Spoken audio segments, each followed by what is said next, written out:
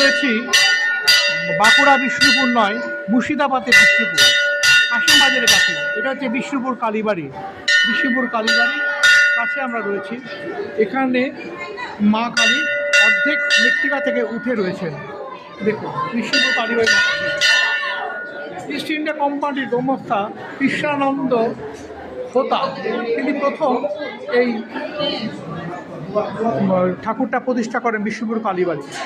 কি অসাধারণ সেই পুরাতন আমলের দরজাগুলো দেখুন, কি অদ্ভুত হয়ে রয়েছে। এই মুহূর্তে রয়েছে বিষ্ণুপুর কালীবাড়িতে, মুর্শিদাবাদের কাশিমবাজারে অবস্থিত।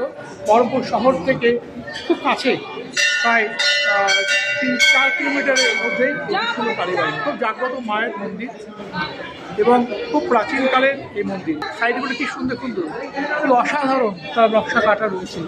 গোটা মন্দিরটা আপনাকে দেখালাম। ভালো থাকবেন সবাই। এই মুহূর্তে আছি মুর্শিদাবাদের কাশিমবাজারের বিষ্ণুপুর কল্যাণ।